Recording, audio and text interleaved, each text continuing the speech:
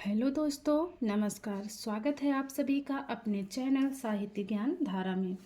आशा करती हूँ आप सभी लोग स्वस्थ होंगे और अपनी पढ़ाई में लगे होंगे।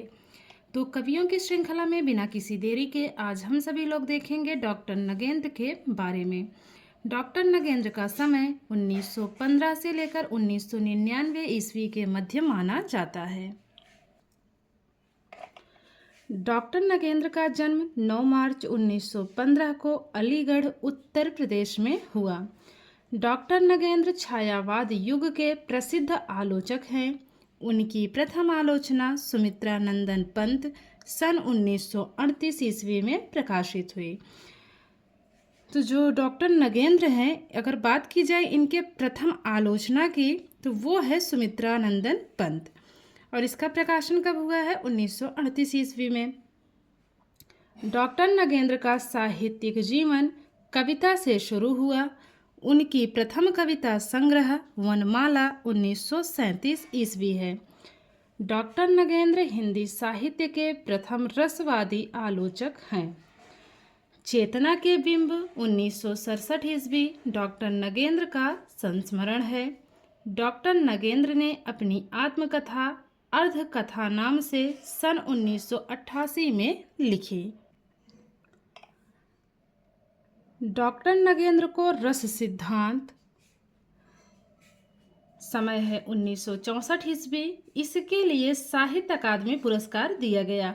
तो नगेंद्र को किसके लिए साहित्य अकादमी पुरस्कार दिया गया, किस रचना के लिए? तो वो इनकी रचना है रस सिद्धांत, और उसका समय क्या है? 1964 ईस्वी। डॉक्टर नगेंद्र ने अपने हिंदी साहित्य के इतिहास में भारतेंदु युग को पुनर्जागरण काल और द्विवेदी युग को जागरण सुधार काल कहा है। महत्वपूर्ण है, पुनः देखते हैं। भारतेंदु युग को क्या कहा है इन्होंने? पुनर्जागरण काल कहा है। और द्विवेदी युग को क्या कहा है? जागरण सुधार काल कहा है। डॉक्टर नगेंद्र ने नागरी प्रचारणी सभा द्वारा प्रकाशित हिंदी साहित्य का बृहद इतिहास के 6वें भाग श्रृंगार काल का संपादन किया था। अब बात करते हैं इनकी आलोचना विधा की। तो इन्होंने कौन कौन सी आलोचनाएं लिखी हैं, चलिए देख लेते हैं उसको भी। तो इनकी सबसे पहली जो आलोचना है वो है सुमित्रा नंदन पंत 1938 ईस्वी, साकेत एक अध्ययन 1939 ईस्वी, आधुनिक हिंदी नाटक 1840 ईस्वी, रीति काव्य की भूमिका 1949 ईस्वी, देव और उनकी कविता 1949 ईस्वी, आस्था के चरण 1969 ईस्वी, कामायनी के अध्ययन की समस्याएं 1962 ईस्वी, रस सिद्धांत 1964 ईस्वी, हिंदी साहित्य का बृहद इतिहास 1973 ईस्वी। इसके 10 भाग हैं। मैथिली शरण गुप्त का काव्य पुनर्मूल्यांकन 1986 ईस्वी, भारतीय सौंदर्य शास्त्र की भूमिका।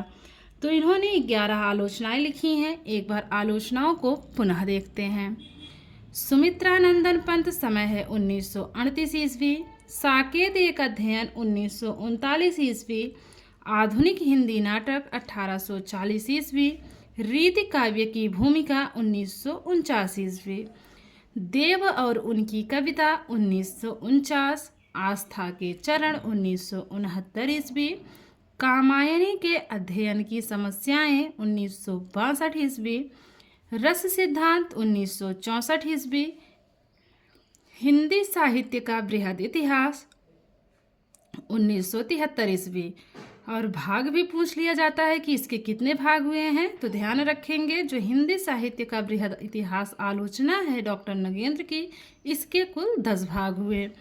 मैथिली शरण गुप्त का काव्य पुनर्मूल्यांकन 1986 ईस्वी, भारतीय सौंदर्य शास्त्र की भूमिका।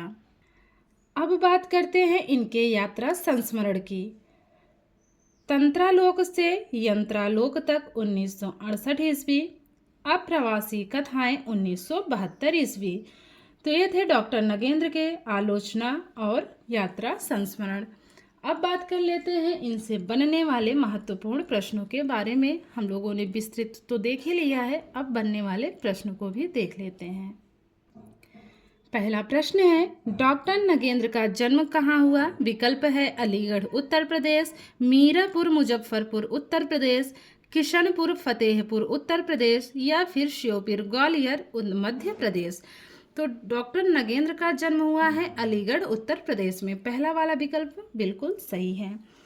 हिंदी साहित्य में प्रथम रसवादी आलोचक कौन माने जाते हैं? डॉक्टर नगेंद्र, नंद दुलारे वाजपेयी, आचार्य रामचंद्र शुक्ल या फिर रामविलास शर्मा। तो जो पहला वाला उत्तर इसमें है डॉक्टर नगेंद्र, बिल्कुल सही है। प्रश्न है, डॉक्टर नगेंद्र का जन्म कब हुआ? 1913, 1915, 1910 या फिर 1911। तो डॉक्टर नगेंद्र का जन्म हुआ है 1915 ईस्वी में। डॉक्टर नगेंद्र किस काव्य के लोकप्रिय आलोचक हैं? प्रगतिवाद, प्रयोगवाद, छायावाद या फिर नई कविता। तो डॉक्टर नगेंद्र छायावाद के लोकप्रिय आलोचक हैं। बढ़ते हैं अगले प्रश्न की तरफ। डॉक्टर नगेंद्र की प्रथम आलोचना है साकेत एक अध्ययन, रीति काव्य की भूमिका, आधुनिक हिंदी नाटक या फिर सुमित्रानंदन पंत। तो जो चौथा वाला विकल्प है यही हमारा इसमें सही है। डॉक्टर नगेंद्र की प्रथम आलोचना सुमित्रानंदन पंत कब प्रकाशित हुई? 1937, 1938, 1939 या फिर 1940। तो जो समय है इसमें सही वो है 1938 ईस्वी। डॉक्टर नगेंद्र का साहित्यिक जीवन किस विधा से शुरू हुआ? कहानी, उपन्यास, कविता या फिर आलोचना। तो कविता से शुरू हुआ। डॉक्टर नगेंद्र की प्रथम कविता है वनमाला, जीवन के गान, युग के मोल या फिर प्रलय सृजन। तो जो डॉक्टर नगेंद्र हैं इनकी प्रथम कविता मानी जाती है वनमाला। डॉक्टर नगेंद्र की प्रथम कविता कब प्रकाशित हुई? 1937, 1938, 1939 या फिर 1940। तो इनकी प्रथम कविता वनमाला प्रकाशित हुई है 1937 ईस्वी में। अगला प्रश्न है, डॉक्टर नगेंद्र का संस्मरण है जिन्होंने मुझे रचा, इदम न ममा, कुछ नीति कुछ राजनीति, चेतना के बिंब। तो जो डॉक्टर नगेंद्र हैं इनका संस्मरण इनमें से कौन सा है? वो है चेतना के बिंब। डॉक्टर नगेंद्र का संस्मरण चेतना के बिंब का रचना काल है 1967, 68, 69 या 70। तो जो चेतना का बिंब इनका है संस्मरण 1967 ईस्वी इसका रचना काल माना जाता है। डॉक्टर नगेंद्र की आत्मकथा है अर्धकथा, अर्धकथानक, अपनी खबर, आप बीती। तो जो डॉक्टर नगेंद्र है इनकी आत्मकथा है अर्धकथा। डॉक्टर नगेंद्र की आत्मकथा अर्धकथा का प्रकाशन वर्ष है 1987 ईस्वी, 1988 ईस्वी, 1989 या फिर 1990। तो डॉक्टर नगेंद्र की आत्मकथा अर्धकथानक का जो समय है वो है 1988 ईस्वी। डॉक्टर नगेंद्र को किस रचना के लिए साहित्य अकादमी पुरस्कार दिया गया? रस सिद्धांत, साकेत एक अध्ययन, आस्था के चरण, सुमित्रानंदन पंत। तो रस सिद्धांत के लिए इन्हें साहित्य अकादमी पुरस्कार दिया गया। डॉक्टर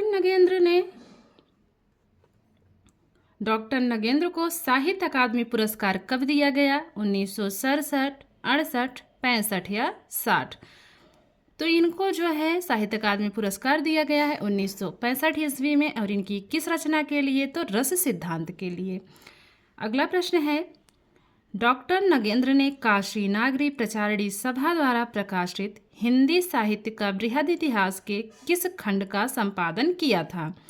चौथे, पांचवें, छठे या सातवें। तो छठे खंड का इन्होंने संपादन किया था। काशी नागरी प्रचारिणी सभा द्वारा प्रकाशित हिंदी साहित्य का बृहद इतिहास का छठा खंड है श्रृंगार काल रीतिमुक्त, श्रृंगार काल रीतिबद्ध, अभ्युत्थान काल या फिर परिष्कार काल। तो जो सही विकल्प है दूसरा वाला है श्रृंगार काल रीतिबद्ध।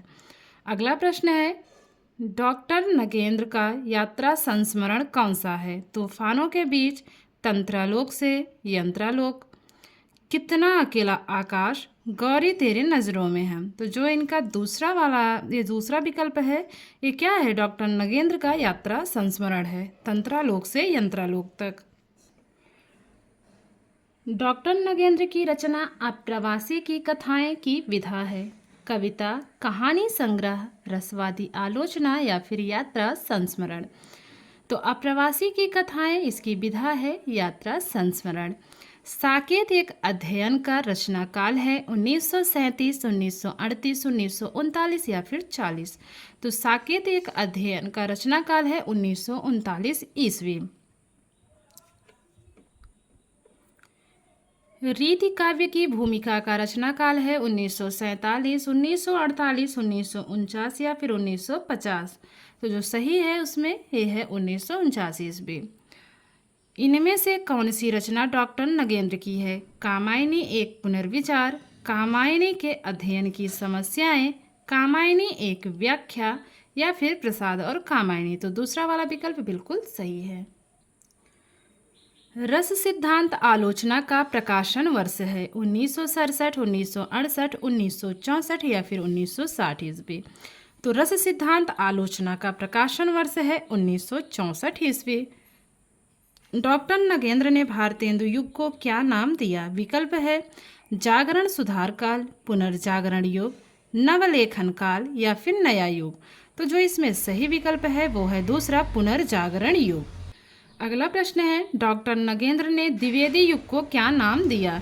जागरण सुधार काल, पुनर्जागरण युग, नवलेखन काल या फिर नया युग। तो जो इसमें पहला वाला विकल्प है जागरण सुधार काल, यही इसमें सही है।